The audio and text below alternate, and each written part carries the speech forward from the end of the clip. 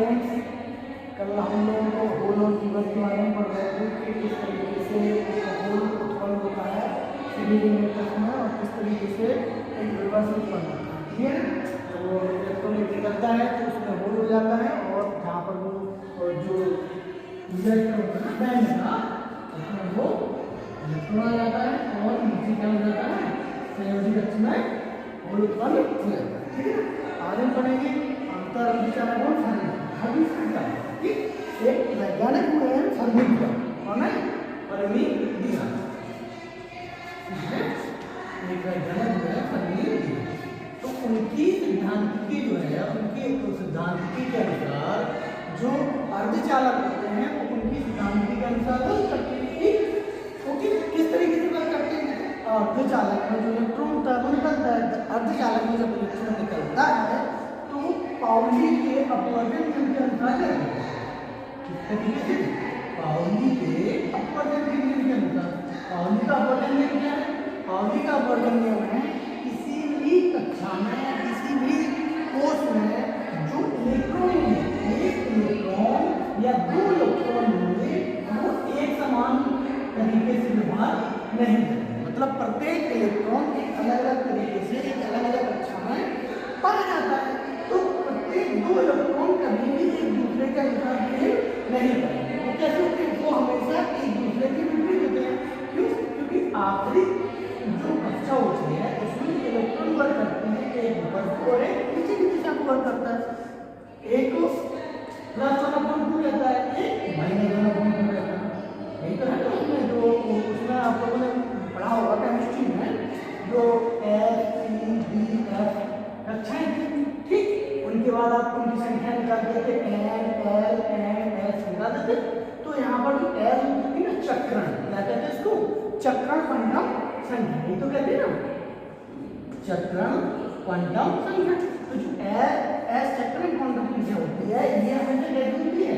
+/-1/2। मतलब एक इलेक्ट्रॉन हमेशा ऊपर के लिए जाएगा और एक इलेक्ट्रॉन हमेशा नीचे के लिए आएगा। कभी भी किसी भी कक्षा में दोनों इलेक्ट्रॉन इस तरीके से आपको नहीं मिलेंगे ना। कहते मतलब अगर किसी कोष में 1 2 3 4 5 का इलेक्ट्रॉन कोष कक्षा, तो उसमें जो इलेक्ट्रॉन अगर पहला इलेक्ट्रॉन इसमें आएगा तो कैसे आएगा? इस तरीके से। जब दूसरा आएगा तो किस तरीके से आएगा? इस तरीके से। इस तरीके से कभी नहीं आएगा, हमेशा पहले ये भरा जाएगा, फिर ये भरेगा, फिर ये भरेगा, फिर ये भरेगा। क्लियर है? उसके बाद में ये भर जाएगा। ठीक है, और फिर ये कक्षा तो पूरा होगा। यदि उसके आखिरी कक्षक में 10 इलेक्ट्रॉन हैं तो ये क्या कहलाता है? पाउली का अपवर्जन का नियम। और इसमें प्रत्येक इलेक्ट्रॉन होता है उसकी अगर चक्रण क्वांटम संख्या निकालते हैं तो एक की निकलती है +1/2, दूसरे की निकलती है -1/2। क्लियर है? तो पाउली का अपवर्जन नियम है वो सेमीकंडक्टर के इलेक्ट्रॉन के ऊपर पूर्ण रूप से लागू होता है। इलेक्ट्रॉन के ऊपर पूर्ण रूप से लागू होता है। तो ये कहता है कि एक उसमें कभी भी एक जैसे दो समान इलेक्ट्रॉन नहीं हो सकते। जब दो समान इलेक्ट्रॉन नहीं होंगे तो उसकी जो अपवर्जकता होगी, उसकी अपवर्जकता होगी जी कितनी होगी? S के सापेक्ष में 2 होगी। क्यों? क्योंकि एक तो +/2 रहेगा, एक -1/2 रहेगा। तो उसकी जो चक्रण क्वांटम संख्या है अपवर्जकता होगी क्योंकि हमें दो तरीके के इलेक्ट्रॉन वहां पर मिल जाएंगे। क्लियर? दो तरीके के इलेक्ट्रॉन मिल जाएंगे। अब जो सेमीकंडक्टर होता है वो फर्मी डिराक के सिद्धांत का भी क्या करता है? पालन करता है। वो फर्मी डिराक का सिद्धांत क्या? फर्मी डिराक का सिद्धांत ये है कि किसी भी कक्षक में जो इलेक्ट्रॉनों की संख्या होगी वो नियत रहेगी और अगर उसमें ऊर्जा उसके कारण ऊर्जा होती है वो भी उसकी कैसी रहती है? नियत रहती है। अगर ये दोनों नियत रहती हैं तो वो जो फर्मी का स्थिरांक है वो फर्मी का स्थिरांक होता है 1/e⁻⁸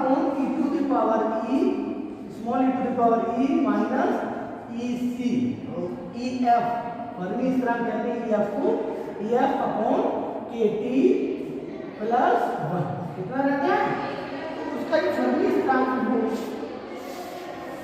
कांस्टेंट फर्मी इक्वेशन रहता है फर्मी का फलन, ऊर्जा का फलन, ऊर्जा का फर्मी फलन एफ ई इक्वल टू होता है F 1 upon E minus E F upon के टी, ये ई एफ अपॉन के टी, ये प्लस में ई के प्लस में बंद होता है। ठीक, यहाँ पर ई क्या है, ई यहाँ पर ऊर्जा है, ठीक है, इलेक्ट्रॉन की ऊर्जा है। और ई एफ क्या है, ई एफ जो है फर्मी की ऊर्जा है, फर्मी इलेक्ट्रॉन की ऊर्जा के क्या है, यहाँ पर बोल्ट्जमैन नियतांक है, बोल्ट्जमैन नियतांक, क्लियर है, बोल्ट्जमैन नियतांक। और ठीक है कि परंगा जानते होंगे ठीक क्या होता है, टी परंगा, क्लियर के बोल्ट्जमैन नियतांक। बोल्ट्जमैन नियतांक का मान होता है, याद रखिए, बोल्ट्जमैन नियतांक का मान होता है 1.38 × 10⁻23 जूल प्रति केल्विन। कितना होता है, 1.38 × 10⁻23 जूल प्रति केल्विन के बोल्ट्जमैन का नियतांक होता है। Clear, okay. अब इस फर्मी स्तर को, ये फर्मी स्तर जो फर्मी स्तर का फलन होता है, उस फलन से हमें फॉर्मूला प्राप्त होता है। इससे हमें दो स्थितियां बनती हैं, दो स्थितियां कौन कौन सी बनेगी, एक तो बनेगी निम्न ऊर्जा स्तर की, क्या बनेगी, निम्न ऊर्जा स्तर की, और एक बनेगी उच्च ऊर्जा स्तर की, उच्च ऊर्जा स्तर की। निम्न ऊर्जा स्तर की आप इसे इस तरीके से डिफाइन कर सकते हैं कि जैसे चालन में हम तापमान बढ़ाते थे, चालन में हम तापमान बढ़ाते थे तो संयोजी जगह पर इलेक्ट्रॉन अपनी जगह क्या कर देता था, खाली कर देता, क्या कर देता था, खाली कर देता, और कहाँ पर पहुंच जाता था, वो चालन में, कहाँ पर पहुंच जाता था, चालन में। तो उसका जो एक स्तर होता था, इस स्तर को हम क्या कहते हैं, फर्मी स्तर कहते हैं। तो आप उसको क्या करेंगे, आप इस स्तर को डिफाइन करेंगे कि फर्मी स्तर जो होता है वो चालन बैंड और संयोजी बैंड या चालन ऊर्जा बंद और संयोजी ऊर्जा बंद के कितना मध्य में होता होगा, तो उसी के मध्य में होता है। लेकिन कितना होता है, ये चालन बैंड के पास होता है या संयोजी कक्ष के या संयोजी बैंड के, संयोजी बैंड ऊर्जा के पास में होता है। क्लियर है, ओके। तो हमारे पास एक समीकरण आता है, फर्मी फलन आता है, जगह फर्मी फलन बराबर होता है 1/e⁻⁴ प्लस। ठीक, अब यहाँ पर क्या होता है, ये होता क्या है, ये इलेक्ट्रॉन की सतत ऊर्जा का फलन होता है, तब परंता T। ठीक है, अगर मान लें इफ यदि T बराबर 0 है, कितना है, T बराबर 0 है, और उसका जो ऊर्जा स्तर है वो बड़ा है फर्मी फलन के ऊर्जा स्तर से। EF क्या है, फर्मी फलन का ऊर्जा स्तर।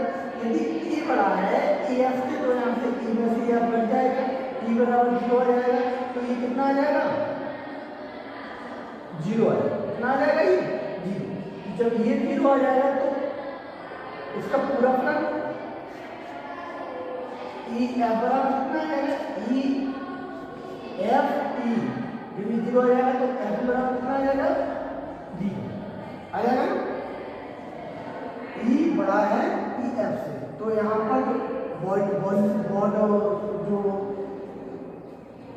यहाँ पर जो क्या कहते हैं उसको रिजल्ट आएगा, E में से E बड़ा है EF से, तो रिजल्ट आएगा वो कैसा रहेगा, पॉजिटिव में रहेगा। जो पॉजिटिव में रिजल्ट रहेगा तो E बराबर पावर कितना आ जाएगा, -1, E बराबर 0 पावर आ जाएगा, 0 पावर 4/1, तो यहाँ पर 0 आ जाएगा, 0 बराबर कितना होता है, तो EFE फलन ऑफ एनर्जी, जो एनर्जी का ऊर्जा का फर्मी फलन है वो बराबर कितना होता है, 0 है।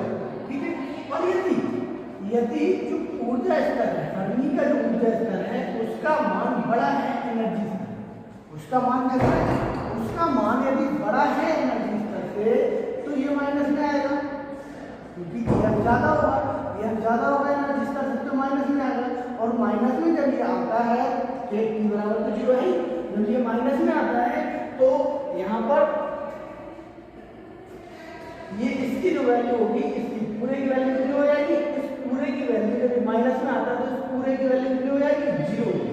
जब ये पूरे की वैल्यू 0 हो जाएगी तो 1/1 इक्वल टू कितना आएगा, इसका फलन आ जाएगा 1।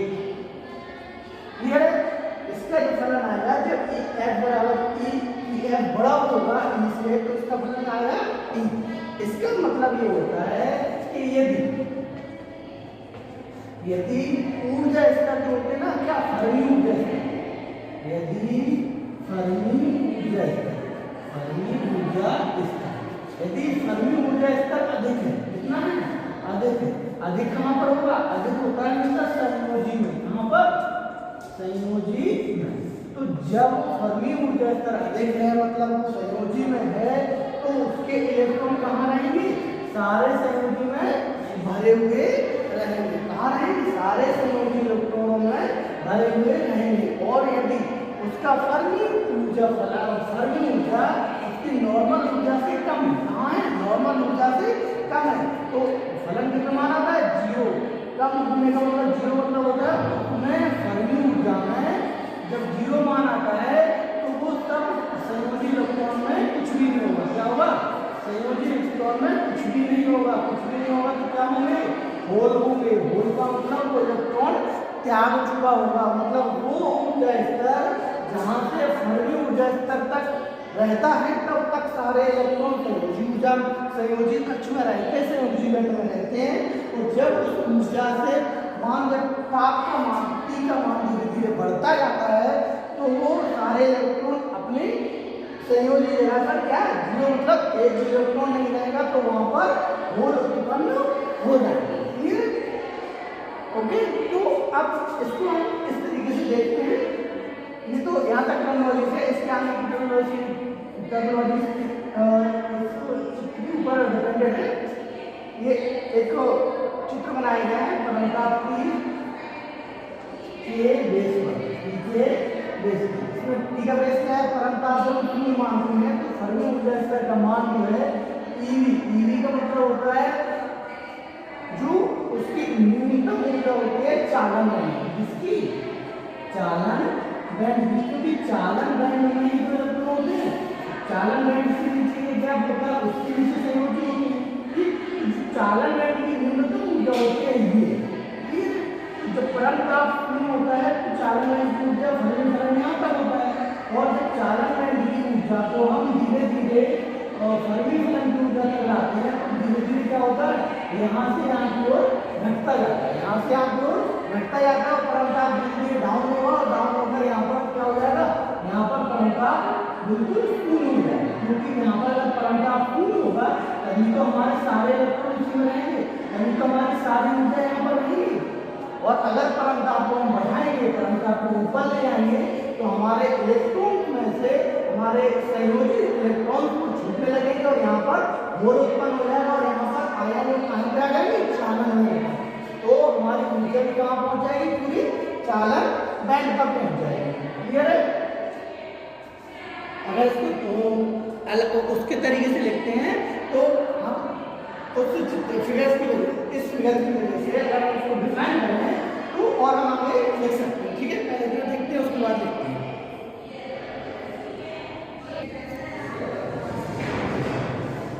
क्लियर है?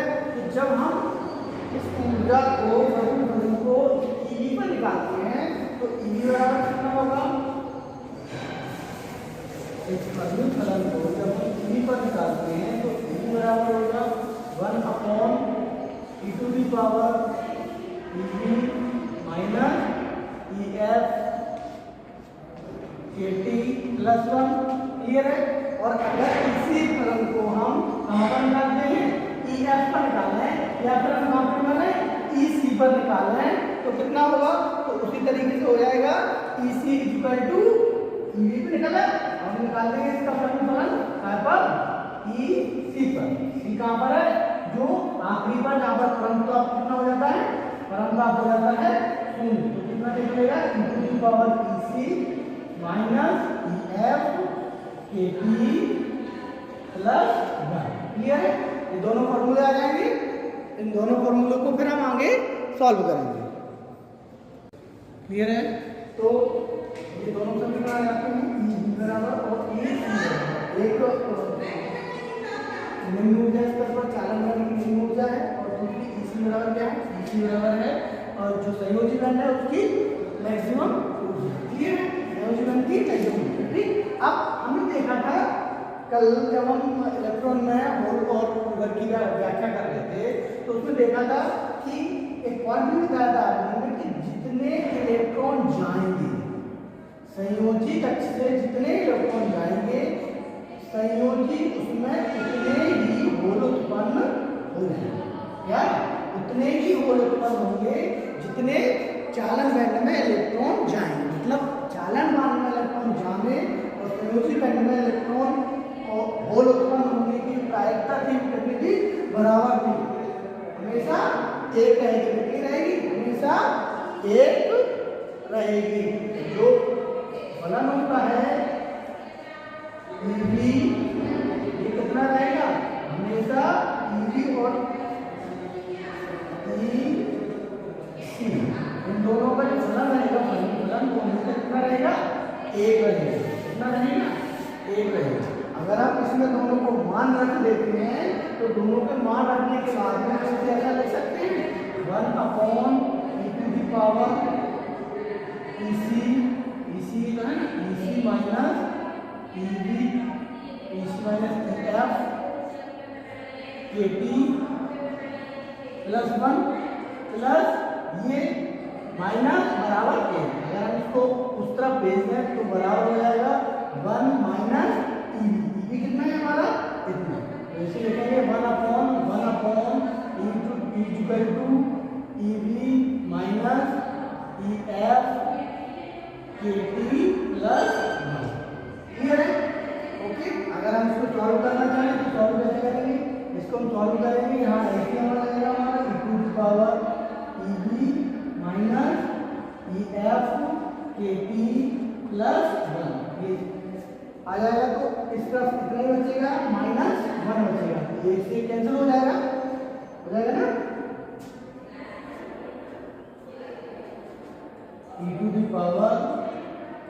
EV minus EF plus 1 minus, ये इस तरफ इसके नीचे कुछ नहीं, एक मान लेते हैं, एक से गुणा करेंगे तो इतना ही आएगा, इतना आएगा माइनस माइनस, ये इसके नीचे है तो भागे के बाद आएगा ये माइनस, यहाँ से ये कैंसिल हो जाएगा। ठीक, अब नेक्स्ट स्टेप में आउटपुट कितना आ जाएगा, नेक्स्ट स्टेप में आ जाएगा ये बराबर ये कितना आ जाएगा, ये का मतलब है 1/e⁻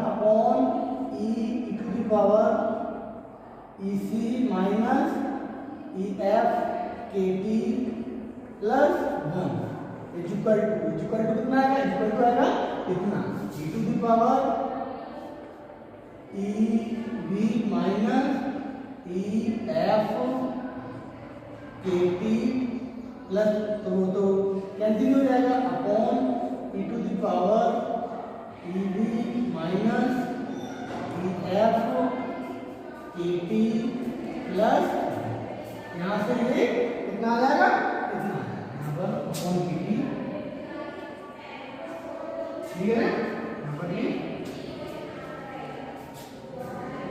ओके, अपॉन केटी प्लस 1, ये आ जाएगा एक। अभी हम इसको और आगे सॉल्व करेंगे, क्या करेंगे, इसको अभी हम और आगे सॉल्व करेंगे। क्लियर है, तो हमारे पास एक ऊर्जा समीकरण आ जाता है इस तरह में। ठीक, अब हम इसमें क्या करते हैं, अब इसमें इसको ले लेते हैं, क्या EF माइनस EV। ठीक, जब ताप सामान्य है, ताप क्या, परंताप, जब परंताप EF माइनस EV होगा वो केटी से greater than EF minus EV, ये उल्टा है, EF माइनस EV। तो ये कैसा होगा, ये जब इससे ग्रेटर देन होगा, इससे बहुत ज्यादा होगा, तो यहाँ पर e⁻ EV माइनस EF केटी, इसका मान कितना आ जाएगा, इसका मान आएगा लंबा जवाब में 0, क्योंकि ये उससे बहुत ज़्यादा है, तो e टू द पावर कितना आ जाएगा 0, सिमिलर टू 0 करो, कुछ भी कह सकते हो। और e to the power ev minus ef upon kt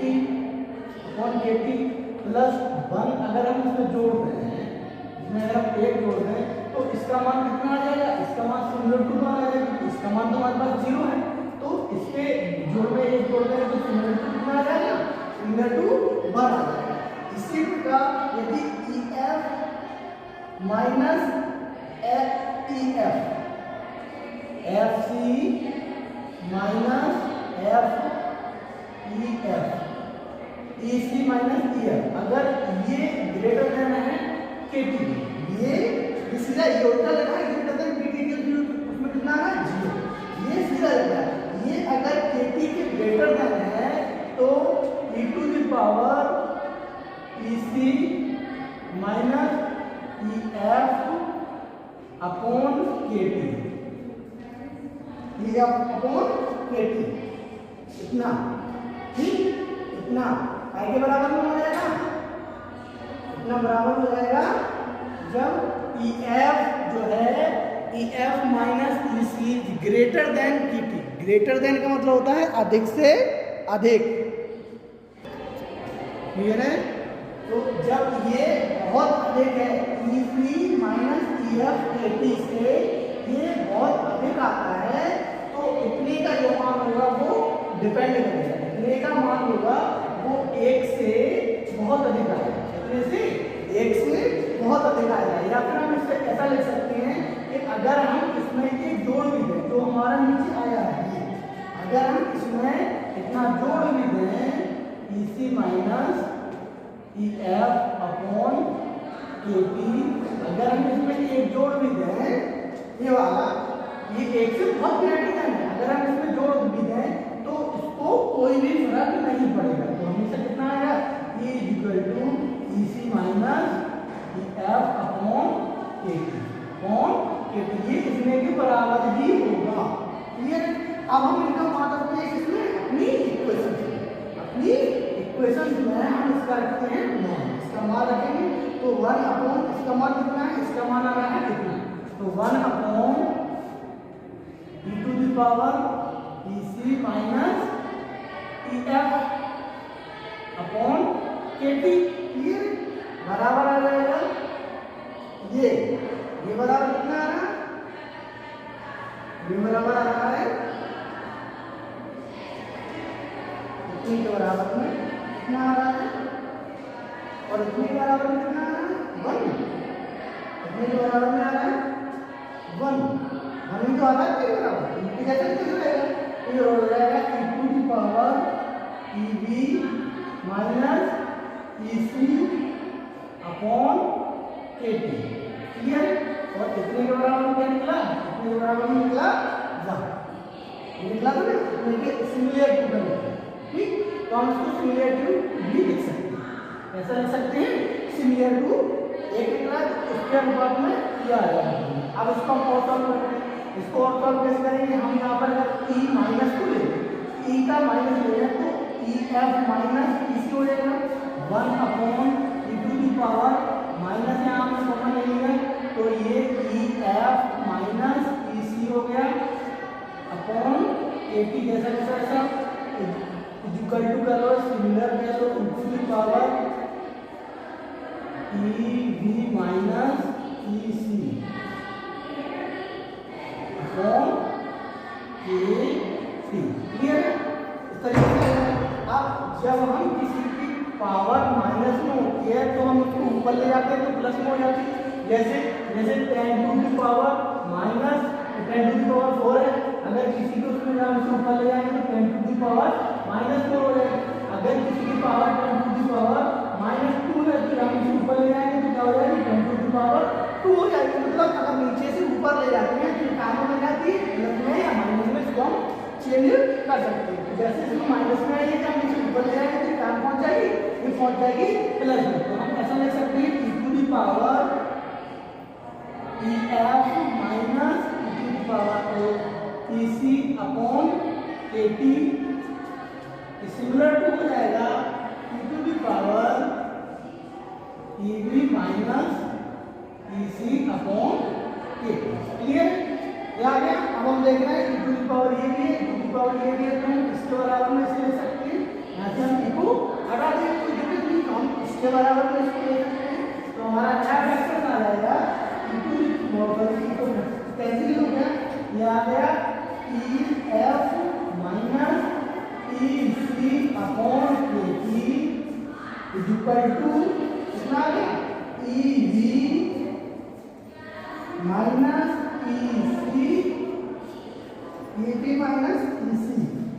ये कुछ दिक्कत हो रहा है क्या? EB minus EC upon KT।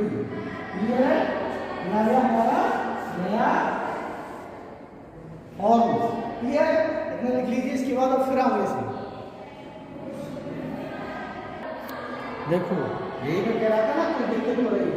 देखो यहाँ पे क्या था, EF था, क्या था, EF था, तो ये EF हो जाएगा, ये EF हो जाएगा, ये भी क्या हो जाएगा, EF हो जाएगा, और ये भी क्या हो जाएगा, EF हो जाएगा, EB minus EF, EB minus EF हो जाएगा, तक 0 आएगा। ठीक, और बाकी सारे ठीक है, EB माइनस EF। क्लियर है? ठीक है, तो हमारा ये निकल आया। अब हम यहाँ से देखते हैं, यहाँ KT से KT कैंसिल हो जाएगा, आ जाएगा EF minus EC equal to EB minus EF। Clear है? EF को यहाँ ले जाएंगे तो ये 2EF हो जाएंगे, और EF बराबर अगर निकालें तो EF बराबर आ जाएगा EB प्लस EC, ये उस तक पहुँच जाएगा अपॉन 2।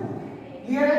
अगर हम इसको, ये क्या है, निम्न ऊर्जा स्तर चालन बैंड का, इसका चालन बैंड का, और ये क्या है, उच्च ऊर्जा स्तर क्या है, ये संयोजी बैंड का, संयोजी बैंड का।